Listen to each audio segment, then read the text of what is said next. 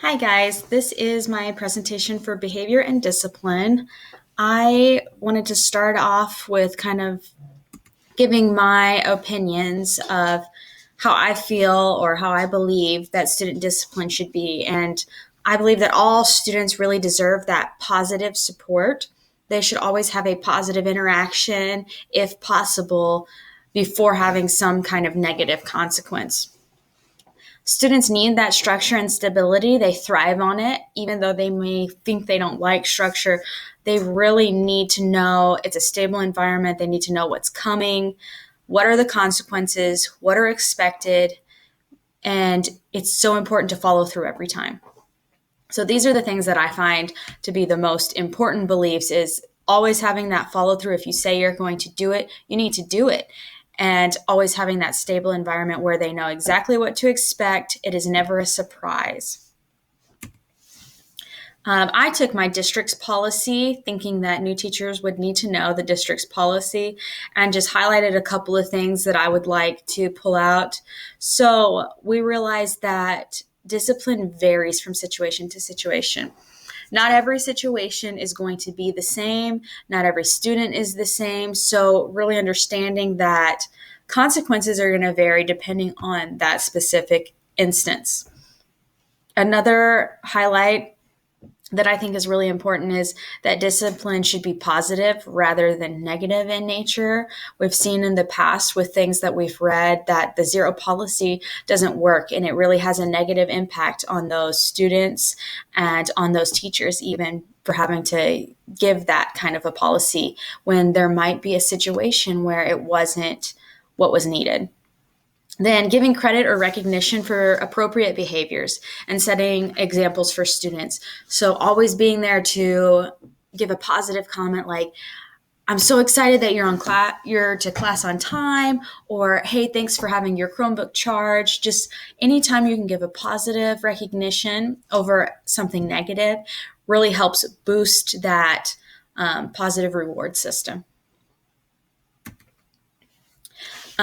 Excuse me. Equity is so important, and I think that we could all agree on that with all of the books we have read throughout this course. Equity has been stressed, and cultural relevance, and teaching culturally, and it's such a big point, especially when in America there is no one race or population. We are very diverse no matter where you go in this country. So being able to understand, being able to treat people equally, realizing that cultures are different and knowing that some discipline is going to be different depending on a cultural background, or maybe a student's reaction is going to be different on depending on a cultural background.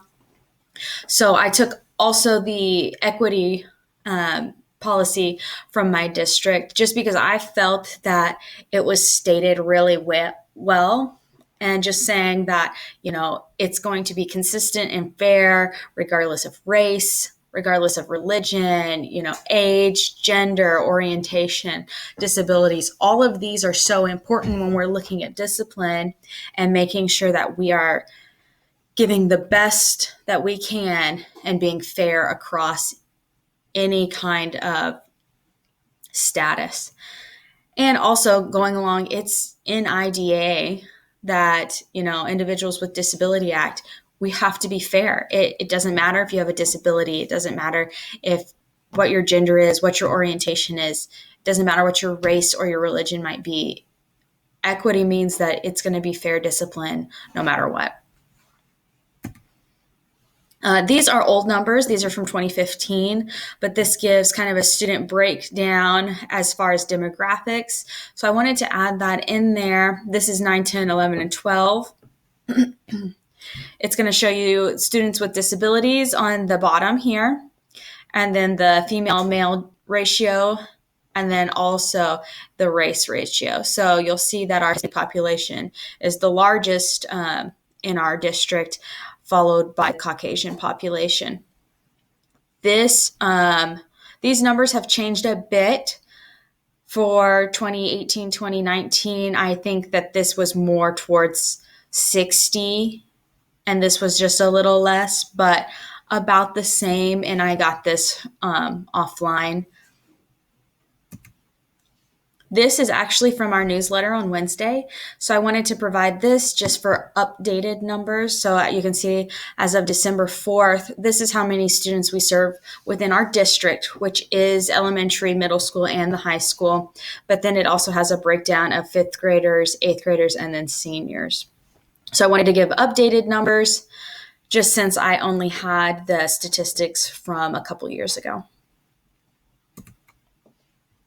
And let me move this a little bit. Okay, so absences are something that we've had to deal with for a while now, and these are older ones. These are from 2015 as well, but we're still dealing with this chronic absent and ways to fight that. So one of the ways we've been fighting the absences as far as behavior, we've changed the academies. So the goal is that if students want to come to school because they're learning things that mean something to them, that will cut down on their absences. And I think that we have seen an improvement. It's not perfect, but it is improving. So the more we can get students to school, the more we can be able to educate them and get them learning. So that's why each pathway is designed with a content team and with also a CTE team to coincide. So having the CTE, like automotives, go into the biology classroom. How can the science teacher involve automotives? If they're always showing up to their automotive class, they are clearly very interested in it. So how can I relate that to science class and then get them to show up to science as well? So those are things that we work on with absences. Instead of trying to just discipline, you have a tardy, so you have to go to detention. We're trying to change the way we do the schooling so that they want to be there, they want to show up.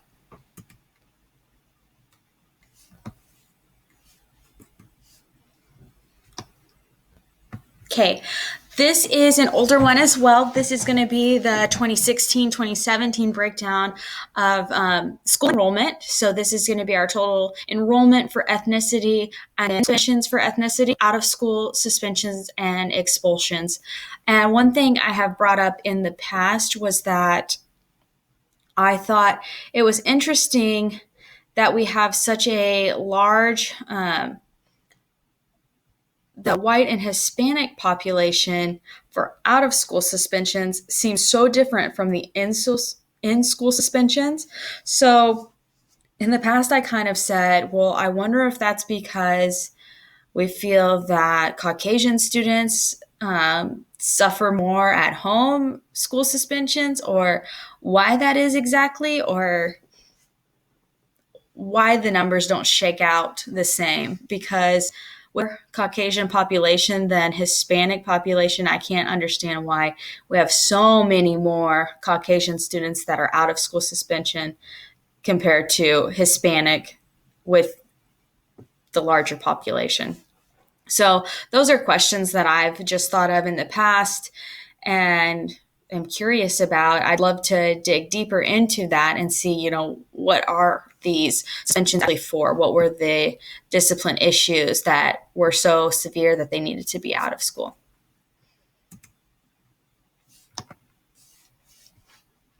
So these are the more recent numbers for suspensions. I have the 17-18 school year and also the 18-19 school year. You will see a rise in the totals. I think that when we're trying to support this new system and we're changing so much at once, that you will see a rise just because it's hard on students and also faculty to make such big changes in the system. So changing from a 50-minute schedule to a block schedule, and then also switching from just a regular academic high school into specific academies. I think that has been, it's a rough change. I don't think that it was difficult, but change is hard for everybody who is going through it. So I think that could go along with the rise, but also I think you have to probably crack down a little bit and say, these are the rules, this is how it's going to go before it will get better. So I think that you will always see a rise before you see a drop, just because students have to understand where the line is and what the consequences will be.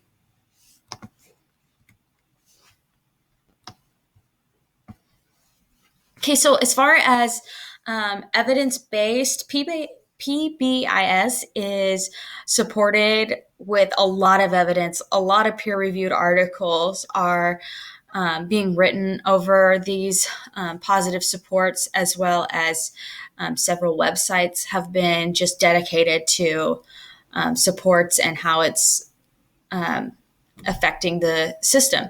So I feel like it has a lot of evidence and it's really good. Some of the primary evidence that I thought was really important is that it has defined expectations and they're taught. Kids have to know what the expectations are to be able to follow them.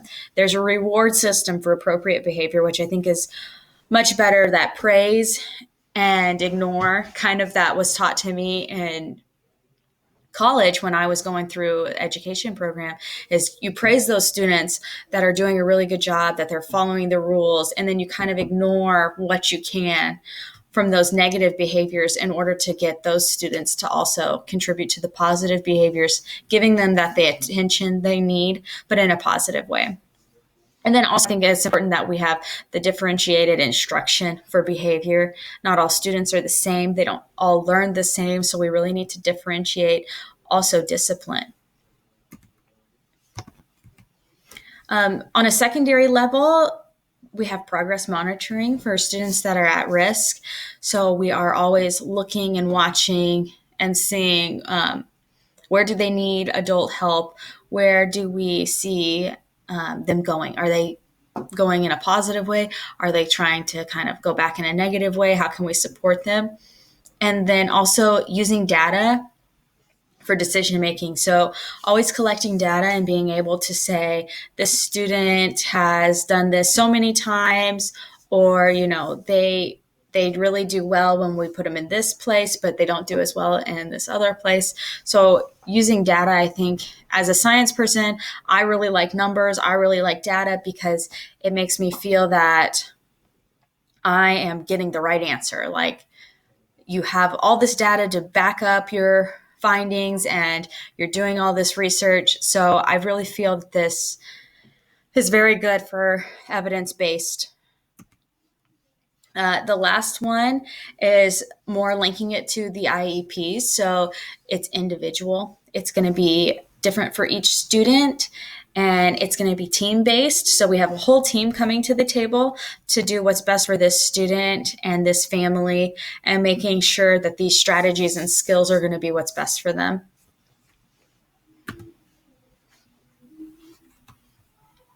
So at senior high, what we have for freshmen through 12th graders is school-wide expectations. So as freshmen, they come in and they are taught these expectations. And then as we get up into the secondary, the 10th through 12th graders, we also come back to this same grid and say, you know, remember, now we're taking it a step farther and adding in our community members. So our three goals for them are ownership, integrity, and perseverance. And then each one of those has a category. So they know how to act in the hallways. They know what's expected in the bathrooms, how to use their technology appropriately. If they're at the athletic facility, how to behave. If they're in a community facility, how to behave. So if we send them to a job site, what's expected of them? If they go to a performance area, what's expected? Going on college visits, what's expected? And then also our classroom instruction. So what's expected in the classroom? It really helps them understand what is going to be expected from every teacher in the building, every classroom in the building, and that gives them stability and it gives them structure.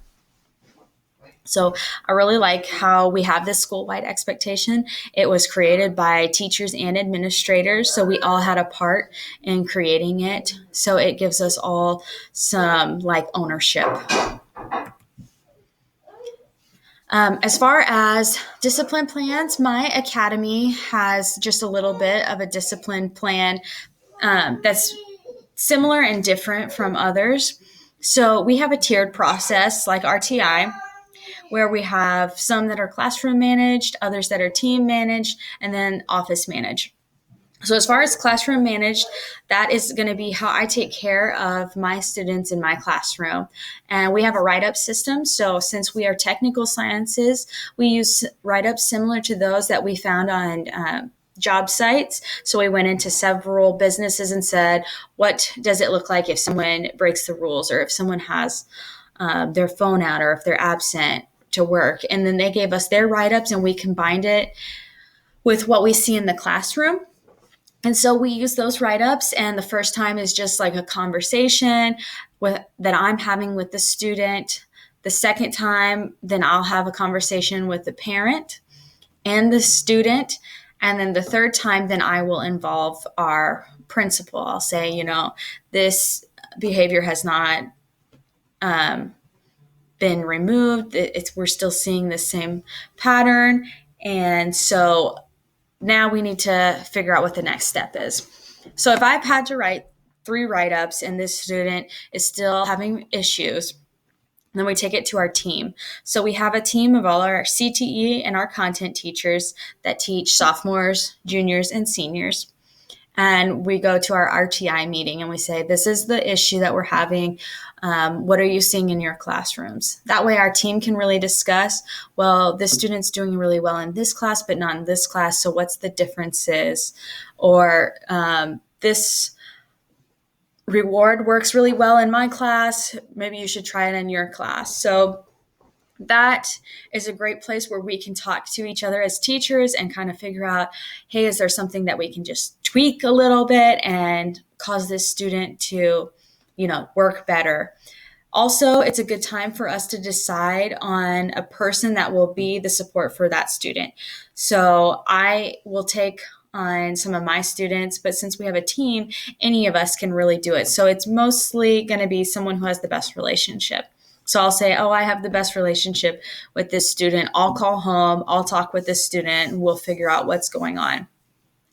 If we have exhausted all of our resources that way, then it becomes an office managed problem, and we are talking to our principal at that point.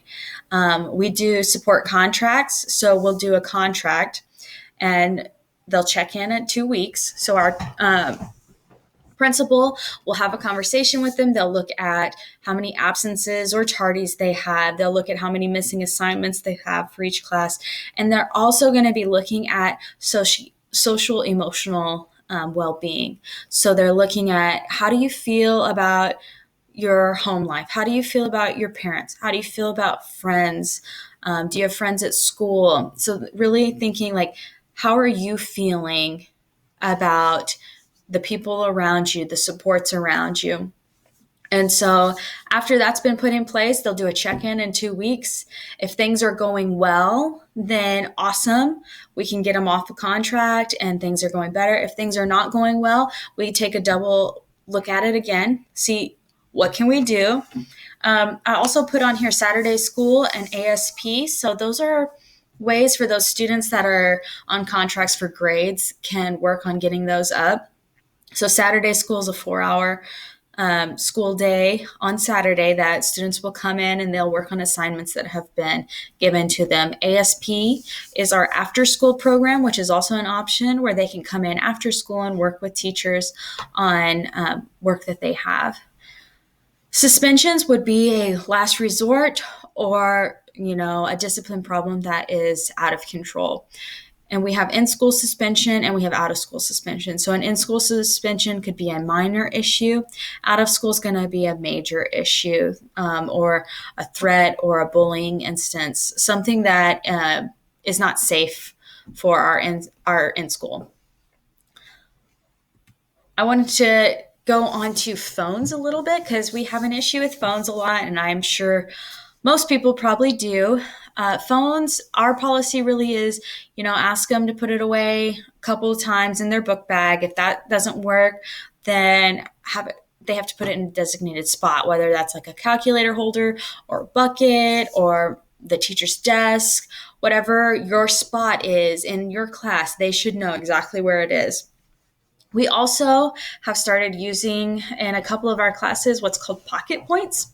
So students all actually download an app on their phone and they get points for not being on it during class. So the teacher sets the class window on the computer, and then if they're not on their phone during that class window, then they get points they get to use on like items outside of school. Then I mentioned attendance was an issue earlier. So our tardy attendance discipline, we have the write-ups for those as well. So if you were late to your job, you would get a write-up. Just like if you're late to class, you get a write-up, and the same order. So teacher conversation, then a parent conversation, then a principal conversation. We also have support contracts for tardies and attendance issues, and we have seen an increase, a decrease in the issue. So it has been nice to be able to have students be in class. I think what we have noticed is that once students see it right in front of their face, they realize, oh, like I've been gone 48 times. That's a lot. But until they actually see the numbers in front of them, sometimes it's hard for them to just understand that they're missing so much. They're just like, oh, yeah, I missed, but it's not that much.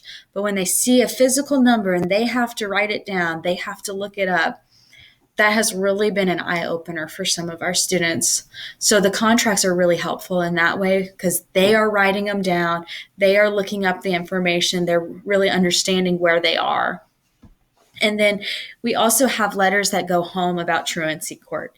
So if you miss so much school, you will be contacted by the court because truancy is an issue. And those have also helped. So a letter will get sent home, and then parents can request a meeting with the principal and the student. And I think that has been really helpful in trying to help with the tardy and absent issues because some parents don't really realize that kids are missing.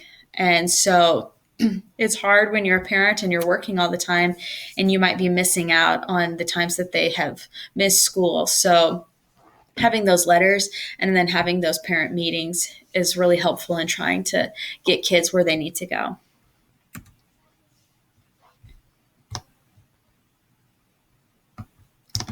A couple of quick tips that I just kind of thought of. I don't know if they're like the best or the worst, but I always say, if you have a student that you've asked them several times to put the phone away, they refuse, they won't put it in the designated area, then that becomes a non-compliance, and that's going to be an office referral for us. Because they're not following instructions. They're refusing. At that point, it's not worth fighting or anything like that. You just say, okay, well, then that's a choice, and I'm going to have to refer you to the office for that. If you need to have a conversation with a student, I think that it's very important that you talk to them calmly and outside of the classroom. So in a hallway, or wait until class is over, because that needs to be a private conversation. It doesn't need to be something that the whole class is involved in. And I have found that if I pull a student out into the hallway, they are a lot different in demeanor than if they're in class in front of all their buddies trying to be macho man. So I feel like that private conversation builds so much more of a relationship than trying to talk to them in class when they're trying to put on a show for everybody. And then my biggest thing that I was always told, never engage in an argument with students. It is just a power struggle and it is not worth it. So I never will engage in an argument. I say, I'm sorry you feel that way, but I'm not going to discuss it anymore at this time. And then you move on. You can have a conversation with them later, but just arguing is not helpful to you or to the student. Some resources that I would be giving my new teachers. RTI and PBIS, I would definitely get them to these websites right away. It's a really good breakdown of what it is, how to use it. And then also, I found a couple articles on the academic search premier, introductions to what it is and then why we use it. So I thought that second article about, the achievement outcomes that are associated with it are very important so that new teachers coming in can realize, oh, this is why they're doing it, is because they're having so much achievement. These outcomes are beneficial and that's why they're using this specific system.